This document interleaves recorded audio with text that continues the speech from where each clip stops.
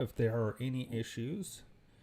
Um, so today we're not on a traditional setup because it is Pip's birthday, so we're out of town. Yeah, we're very excited about that. And so, but we still wanted to do the live today because we never want to miss it if we can help it, and especially today because we're so excited with the topic, which is going to be networking for freelancers. And so, to do that, I brought in a help of our friend Aura McKay, who's a networking specialist. Well, hello. Thanks for having me. It's super exciting to get a chance to participate like in front of the camera on Geek Speak because I'm so used to watching you guys live and sitting by with my pen and paper. So Yeah, thanks for yeah. this opportunity. I'm excited.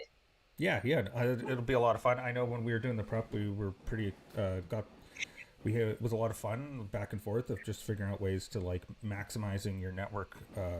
Because I think in this world of like 2024, though in person events are becoming more the norm, and they're things are shifted, and so a lot of people are going for these in person meetings. So we thought we'd give some helpful tips for you guys to get the most out of it to make sure that you've got so many avenues to do for sales and marketing, and so it's if you're going to do that, that you're making sure you're getting the most out of it. Well, one of the things that I really love about network marketing and networking is that it really leverages the whole zeitgeist we're having right now, which is relationships. And people want to know they're connecting with real people. People care about people in a different way. So building and nurturing relationships through networking and expanding your network to take advantage of things like referrals and word of mouth. I know that's one of the ways that Seymour Digital has grown, has been Mm-hmm. because you do such great work for your clients, and then they tell two people, and then they tell two people. And so, how can we um, leverage networking and be able to track what we're doing, be able to know whether it's working, and not have it be just like, well, I don't know, it's kind of word of mouth. I don't know where the clients come from. So Yeah. that's really what I'm excited to talk to you about, is because I know how to kind of get the network, but then how do we track it? How do we make sure that we're really gathering the data and understanding the conversion path of in-person network? Yeah, exactly. Because I think that another kind of refrain about this that kind of came up was like the quality over the quantity. Like you're trying to talk to the right person at the right time, and what does that look like? And so you're trying not to look for like a huge numbers game per se, because that's just not how the business operates. Because it's really one or two people. And you've been in that room where there's that one person that's got a stack of their business cards, and they're like, you get a business card, and you get a business card, and you get, and they're just trying to collect names. Yeah. And that's not ever been an effective way to network. Well, I don't know about ever, but it's not, in my opinion, it's not a very effective way to network. And it's kind of like marketing online. The more targeted your message, the more focused who you're trying to attract and connect with and build those relationships, the more successful your effort's going to be. So that's definitely the first thing, is to be selective about who you connect with. But I really want to go into like, how can we track that? Like, how do we know we're Mm-hmm. connecting with people who are going to take action and come and engage with our content, and who are going to take the action after meeting us in person or even online? Like, how do we measure that or track it? Yeah. Yeah, because I think that when we talked about was having like a dedicated landing page for the event. So if you're going into an event and I've got these type of people are going to be there. Well, you can tailor a landing page to those people. So the messaging is going to be say I don't know, like it's social media Whatever, marketing. but it's instead of sending them to like a link tree, which is a very generic kind Yeah. of like great tool, but building instead on your own site a specific landing page to welcome those people that you are networking with, and saying, hey, thanks for connecting with me at the conference. Yeah. This is who I am, this is where we met, or even just specific links that you want them to follow next, or specific journeys that you want them to take, because we know that not everybody who lands on a landing page wants to go in the same direction. Yeah, for sure. Yeah, and or you can also have like giveaways that on there as well. That say you had something that was targeted for like, hey, I actually have like a giveaway there, and so that you put them into an email sequence, and all you had to do was just have it targeted to them, and it's based on the issue that they're having. And so it's like, oh, actually, I have something for this, and so you So can. how do we measure that? Because I can build a landing page, and I can Mhm. even do something like create a pretty link. And I know we've talked about like tiny URLs or using pretty links to when we're networking so that we're directing people to a specific kind of trackable page through a Yeah, pretty link or on a landing page. And that's great because then I can see how many people clicked that pretty link. But yeah, what I can't see is what happened subsequently, or even, what was the conversion path that got them there in the yeah, first place.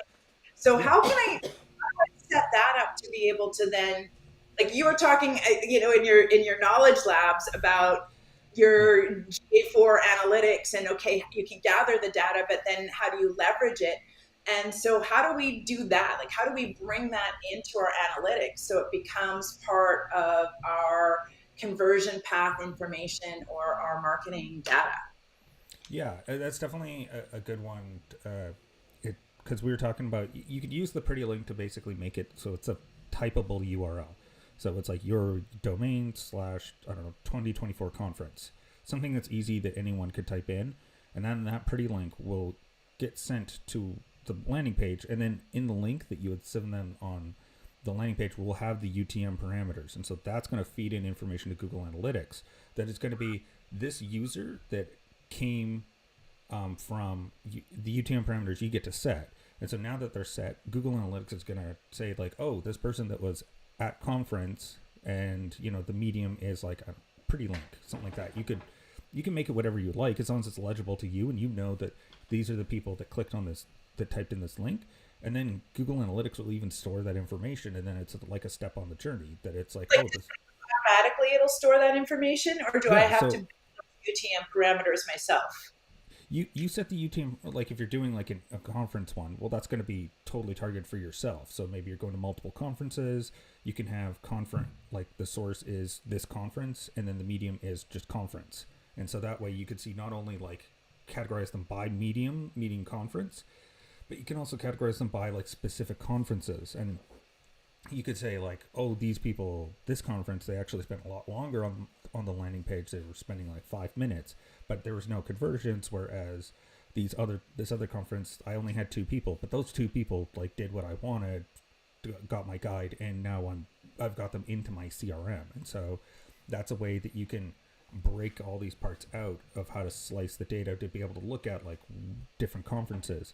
Of course, you got to be super strategic and like kind of have it planned out of like how how I'm Which tracking those guys. I think that people forget sometimes that networking can be very strategic and planned Mm-hmm. out in advance. I mean, obviously, we don't have any real control over who we're going to meet, but Yeah, you can make a list of people that you would want to meet, or make a list of the um, kind of prospect you're wanting to engage with, or the kind of person you're wanting to network with, just like you would with any other marketing tool, thinking yeah, about your audience, thinking about what the message is, thinking about what is the next step that they want to have, having that mapped out. And I think people forget that we can be as focused and intentional with our real life interactions as we can be online. Um, yeah. Speaking of that, you did share with me something that I didn't know, that when we were doing the pre-show chat, Mm-hmm. because I'm a super trusting person. And if somebody, gives me their business card and I'm like, oh, great, it's got a QR code, I'm going to scan that. Of course, I'm Yeah, going to scan that. And then we also talked about like, okay, digital business cards, like, yeah. are they okay? Are they suspect? And I didn't know that that was like a potential danger zone that I was going into there. Yeah, so QR codes, because what had happened is people, you don't really know when you scan it. You don't know what's on the other side. So that's the thing. And so if you're at a conference, I would be more trusting of someone else that's at the conference there than I would be, someone on the street. Someone's just put up a QR code somewhere. Just don't scan those ones because you don't know what's going to happen when you scan that one. They could Like, put who malware. knew that like, scanning QR codes was like the 2024 risky behavior out there on the street. Yeah, Kids don't yeah, do that. Don't yeah, scan the QR. Like, yeah, exactly. So yeah, you definitely you don't want to be just scanning anything willy nilly. Generally, the NFC codes are much safer. So that's the digital business cards, where they're kind of like they're the same as like any a credit card where you tap anything like that. So they're very set in what information they transmit. who Um, programs that NFC? Is it the card? Like you have to send it out and then yeah, get like basically a bank card, but it's your business information? so my understanding is it works like it's a radio signal that sends like a specific signal, and then that signal gets tied by the company that issued that card, where you can actually set up like where that redirects to, and so you get to like we were looking at Vistaprint with theirs, and they had something called Vista Profiles, and you would set up a profile, it'd have all this meta information about you. So when they clicked, they would actually just get a scan of your Vista profile. And so that's how they kind of connected those ones, but they're much more Yeah. set because you can't hack into Vista's servers to like change where they gets redirected. Whereas the QR code, it's programmable. You can set where it goes, so you can actually set it to go to a special spot where it injects some code and then goes on to do the next thing, and it looks like everything is fine.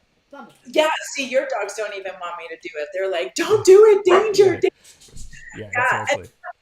like, so I don't know whether I'm just like too Gen X for the digital business, but there's Yeah, a piece of like, once you scan those cards at a conference or something and the person walks away, all of a sudden I've got their data and it gets just like lost in my phone. And then I don't know how to find them, and I don't know how to be able to make sure that like I get back to everybody whose digital card I scan. So we were talking a little bit about how do you then move that information from a digital card to a place that's really powerful. And my like cheap and cheerful old school hack for that is like I'll just take a selfie with the person that I want to meet, and then I'll know who they are. I'll have a better sense of where we met. I will get them to enter their own data so that I don't spell it wrong.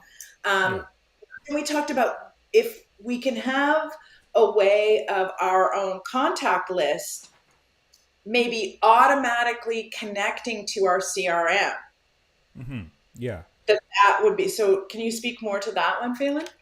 Yeah, because there's a lot of avenues that are opening up, and Zapier is most likely going to be your friend in almost 90% of these situations. Is that you set up some sort of automatic like profile gets added that I've linked in my like it's going to be dependent on your CRM and the digital business card tool that you're using.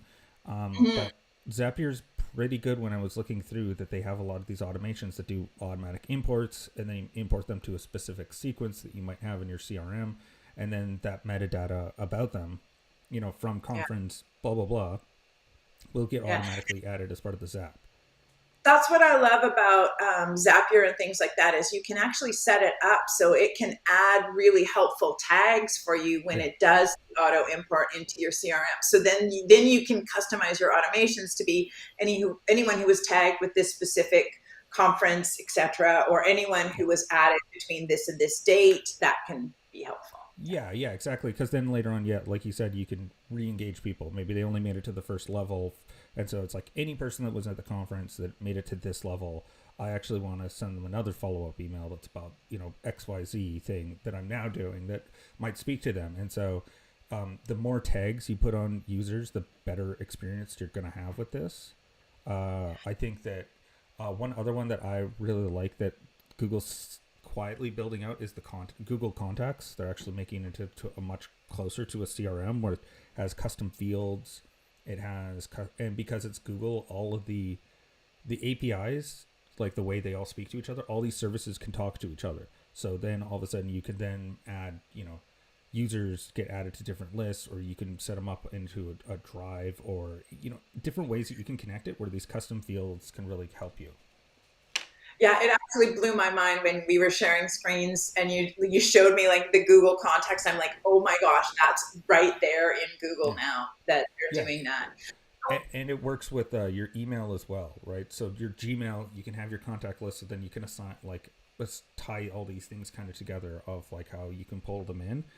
So, you know, it really makes for a pretty good CRM that way. Though Streak as well is pretty good for that. And I'm not a Gmail or Gmail user in that sense. I'm definitely Active Campaign, and I have my own nice, URLs and stuff that I use for my direct emails. I mean, I have a Gmail account to be able yeah, to some of this stuff.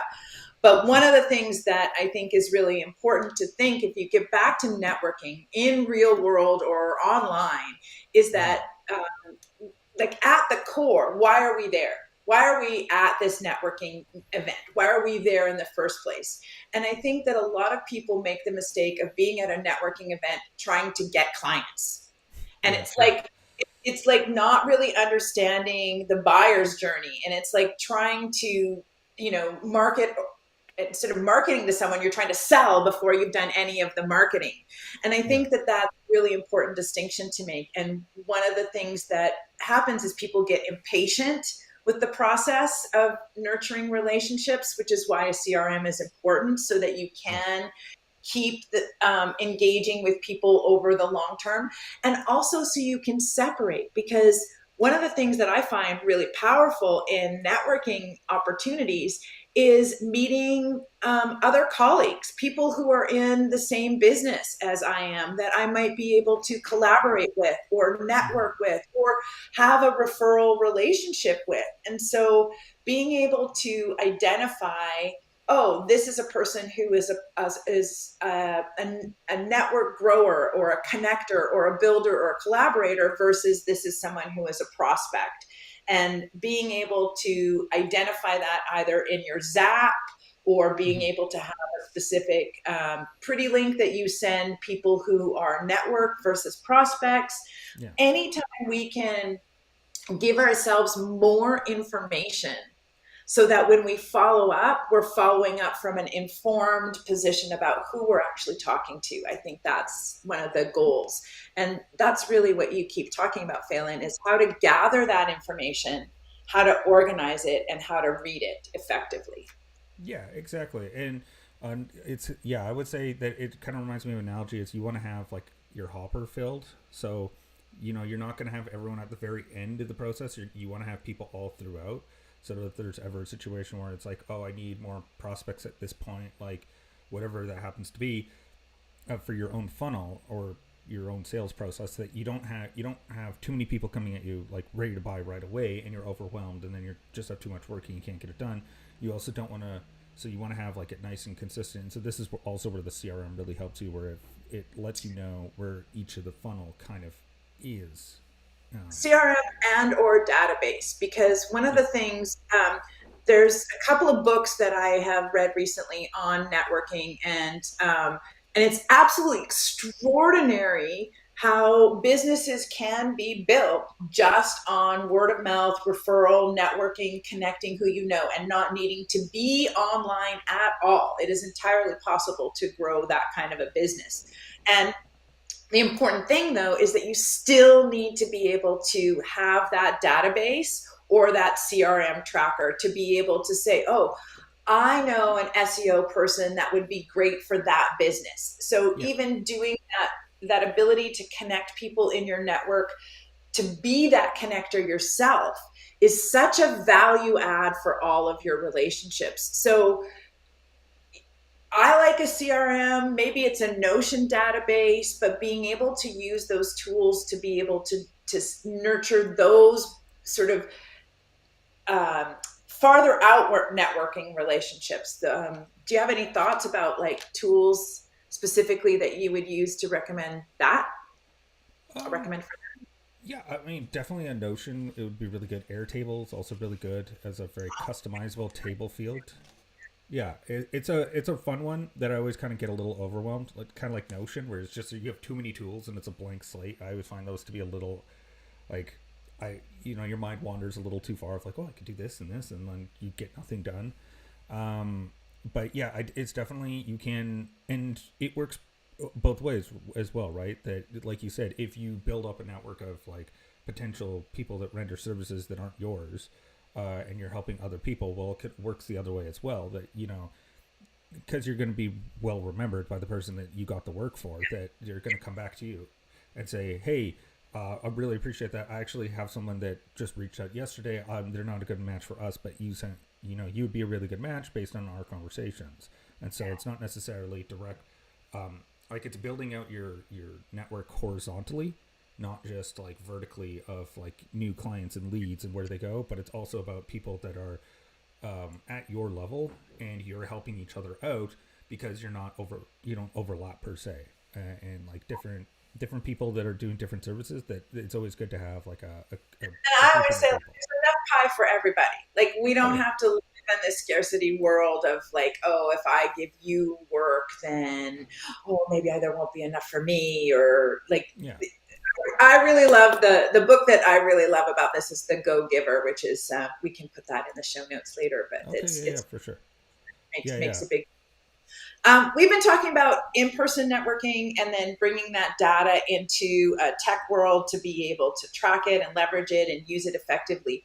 I want to just kind of circle around a little bit to online networking. Even though we've been doing, Zoom rooms and Google Meets for several years Yeah, now, yeah.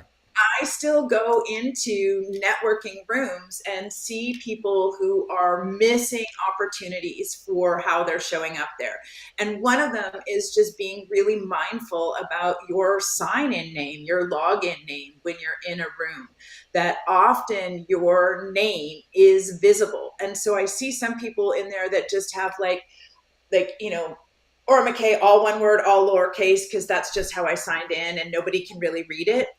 Yeah. So I often, in a Zoom room, I really recommend that you go in and you change your name to be your name and where do you want them to connect with you. So you can put like IG at and then your Instagram name, or you could put LI for LinkedIn, so that even if people never get to talk to you and they just see you in a room and you're being magnificent and you're helping other people and you're adding value and they think, oh, I want to connect with you, they have a really clear way to do that, even if you're Mm-hmm. not allowed to share in the chat or do anything else. It still gives you that clear call to action, that Yeah. every time you're anywhere online, you want to have a clear call to action. So I recommend doing that.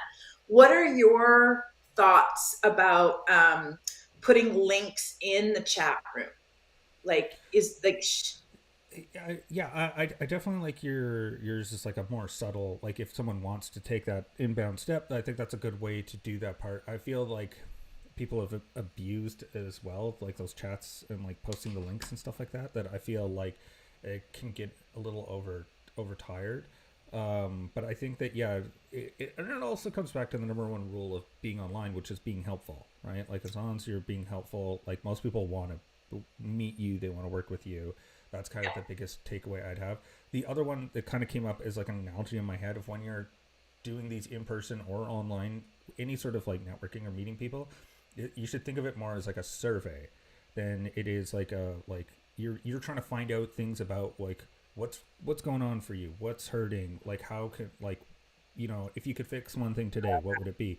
Like what you're doing is you should be asking questions to figure out where they are, rather than try to push what you're doing, because and you may find that, like, because you may build like a product all by yourself or some solution, and then you find out like, oh, that doesn't even solve the problem that they actually have. yeah, And yeah, yeah. so And you're sitting there like tooting your horn, and they're like, I'm not even in the same, like, oh, I don't, like, this isn't relevant to me. The other yeah, thing I love about that, Phelan, is that in psychology, the more that people talk about themselves, the more they like you. yeah, So yeah, this is why I say in networking, let the other person always go first, be curious.